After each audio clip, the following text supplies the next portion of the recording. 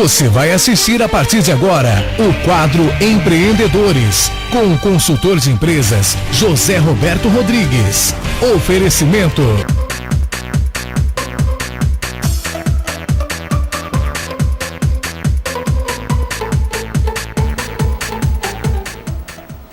Boa tarde a você, telespectador do Canal 10. Hoje aqui na bancada, sem o nosso amigo Vono, que me deixou sozinho, mas o programa sobre empreendedorismo continua.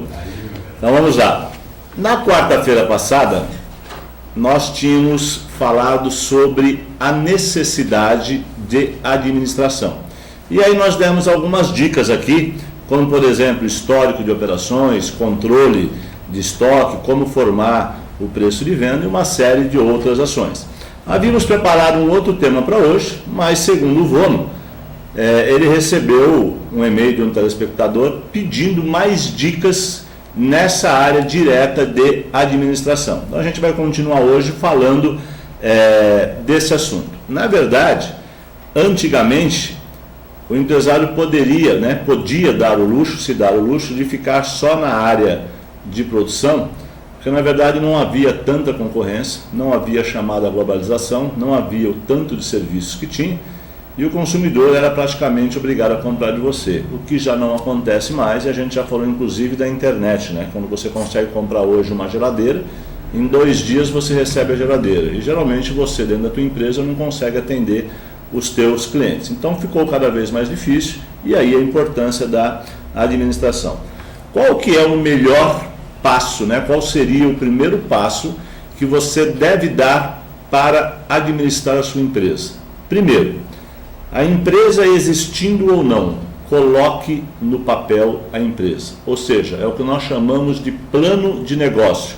É você conseguir enxergar através do papel, se bem que dizem que o papel aceita tudo, realmente aceita, mas eu conseguir enxergar no papel o que vai acontecer na minha empresa durante 30 dias, sem mesmo eu ter que comprar uma mercadoria, uma matéria-prima, sem eu fazer uma venda e sem eu contratar um único funcionário. Ou seja, primeiro, área de atuação, quem são os seus clientes, que produto ele compra, dentro do teu leque de produto, dentro do teu mix de produto, quais são os produtos que ele está comprando e com qual margem você vende o teu produto só o mais barato ou você também vende o mais caro. E necessariamente não é porque é o mais barato que você ganha menos ou que o mais caro você ganha mais. Ou seja, qual que é a margem de contribuição de cada item que você vende para o cliente. O que vem acontecendo muito nas empresas hoje é justamente isso. E para a gente poder consertar, avaliar, a gente usa uma ferramenta chamada curva ABC. Ou seja, eu tenho que saber exatamente o custo da minha mercadoria, e aí entra a famosa ficha técnica que nós já falamos e vamos tornar a repetir hoje. Mas enfim, quanto que eu gastei de matéria-prima num determinado produto, quanto que eu vendi, venda menos o custo, quanto que sobra. E aí eu quero saber se sobra 1%, 2% ou 50%. Significa que se você tem um produto que você consegue fazer sobrar 30%, independente de quanto você vende, e outro que sobra apenas 10%. Quanto mais você vender o produto que só sobra 10%, mais dinheiro vai faltar para você pagar as despesas. Por quê? Porque ele contribui pouco, por isso que chama margem de contribuição. Margem de contribuição significa quanto que determinado produto contribui para a minha empresa pagar as despesas fixas. Por isso que também é normal acontecer de uma empresa, do empresário, falar que tem um produto que não dá muito lucro, mas também que ele vende pouco esse. Mas quando a gente vai fazer realmente a contabilidade da empresa, a gente vê que 80% da venda dele é desse produto que dá menos margem de contribuição para ele. E aí ele não consegue pagar as contas, ok? Então aí a gente chega na questão da matéria-prima, utilizada. Quando você faz um produto como, por exemplo, uma mesa ou um sofá, chega aí nesse produto pelo menos 20 matérias-primas. É muito difícil você fazer isso manualmente. E aí realmente você vai ter que ter um programa de gestão, você vai ter que ter no mínimo um programa de Excel para colocar exatamente quantos parafusos vão em cada peça, quanto custou esse parafuso, se aumentou o preço ou não, se tem frete nessa compra, se tem IPI, se tem crédito ou se não tem. Então, não tem como fazer isso manualmente.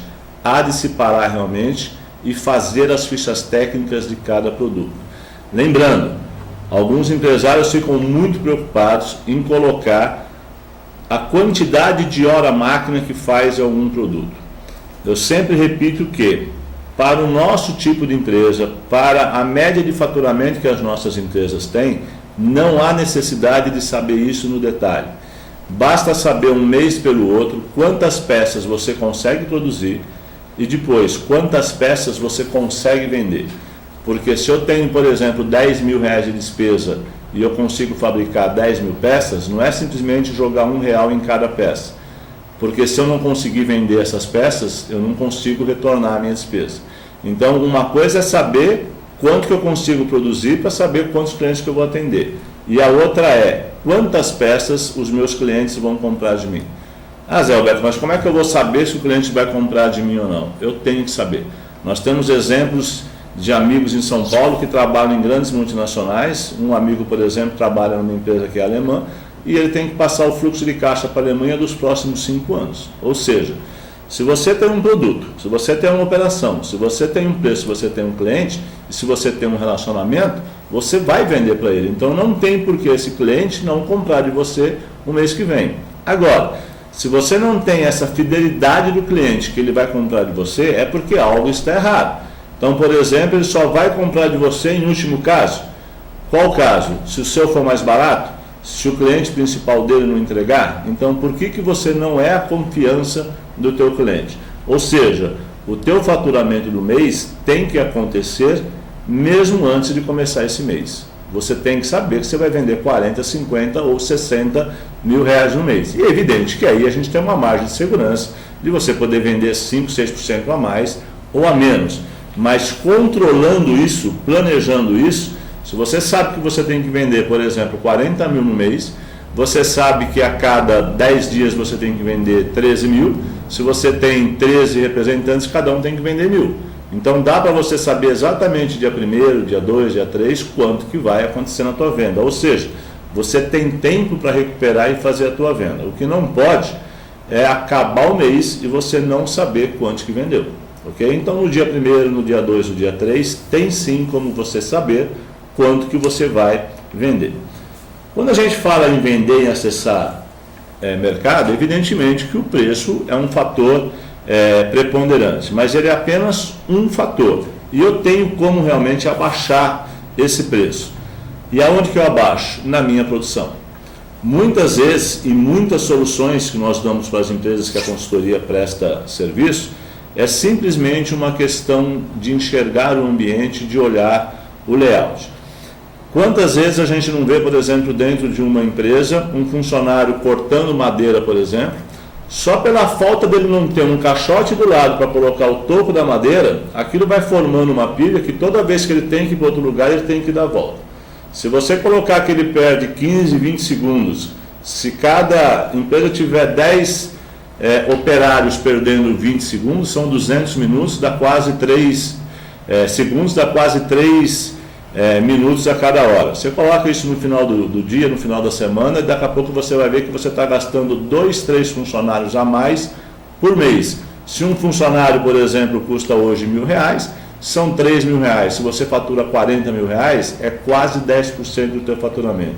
Ou seja, só o tempo que você perde com um funcionário pode ser muito maior do que o próprio lucro que a tua indústria vai dar. Então, a reorganização, a definição de um layout correto é fundamental. Numa empresa de costura, por exemplo, é normal você ter aquele monte de costureira e você vê a costureira toda hora que ela acaba, ela tem que pegar, abaixar e pegar um tecido. Primeiro que ela está perdendo tempo, ela poderia ter uma bancada aqui do lado, onde ela só com a mão ela fazia, ela está ganhando 3, 4, 5 segundos.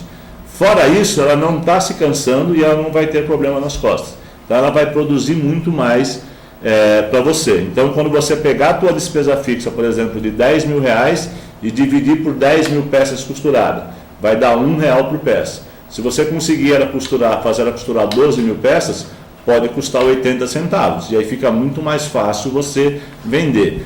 E significa que você vai vender mais barato, mas vai ter o mesmo lucro.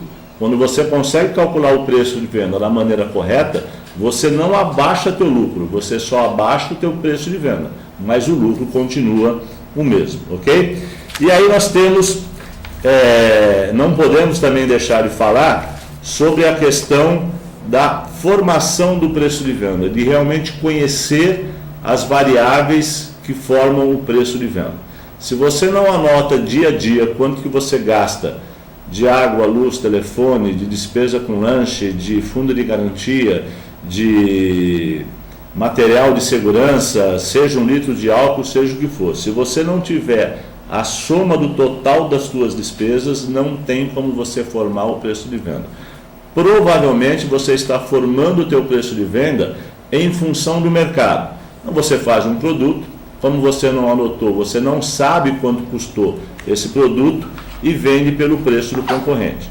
Agora, pode ser que o teu concorrente não tenha despesa, por exemplo, com aluguel que você tenha. Pode ser que a energia do teu concorrente, a energia elétrica, é mais barata porque você tem ar-condicionado na sala e ele não tem. Então, cuidado, ele está vendendo mais barato, mas ele está tendo lucro. Você, em função das suas despesas, pode estar vendendo no mesmo preço dele e com prejuízo. Então, é fundamental você conhecer o teu preço de venda e não praticar o que o mercado está fazendo. Uma outra questão interessante para a gente voltar então no início do nosso programa de hoje, margem de contribuição, né? Há uma máxima que diz que o último passo para a empresa ir à falência é mexer na margem de contribuição. Então não se desespere em dar desconto para você poder atingir a tua venda. Esse desconto vai sair só do teu lucro, ele não sai do imposto, não sai da comissão, não sai de lugar nenhum. Você vendendo ou não com desconto, você vai pagar imposto, vai pagar a comissão, vai pagar os teus funcionários, vai pagar a conta de água, de luz e telefone. Então o desconto sai único e exclusivamente do teu lucro, ok? Então o último passo para você ir à falência é você mexer na margem de contribuição. Antes de mexer então na margem de contribuição, procure saber o que compõe o teu preço para você poder mexer na variável certa. E aqui vem a última dica nossa. Agora no próximo dia 20 e 21 de março, a Consult, em parceria com a CIF, vai estar ministrando um curso de fluxo de caixa e apuração do DRE, que é o demonstrativo do resultado do exercício. Esse é um curso prático, são 4 horas por noite, das 7 às 11 horas. Inclusive, o participante, o aluno deve levar a calculadora, porque nós vamos simular a operação de uma empresa dia 1º até o dia 30, com todos os pagamentos, com todas as compras, vendas, recebimentos e inadimplência, até conseguir enxergar se ele vendeu com lucro ou não, que é o que o DRE faz, e se ele vai ter dinheiro no caixa ou não, que é a informação que ele vai ter através do fluxo de caixa. Então, no próximo dia 20 e 21 de março, inscrição pelo telefone na CIF, no 3465-3555, com a Rose Clé. Estarei lá fazendo esse curso para vocês no dia 20 e 21, e antes disso, na próxima quarta-feira, ao vivo aqui de novo com você. Tenham todos uma boa tarde. Você assistiu aqui no Canal 10, o quadro Empreendedores, com o consultor de empresas José Roberto Rodrigues. Oferecimento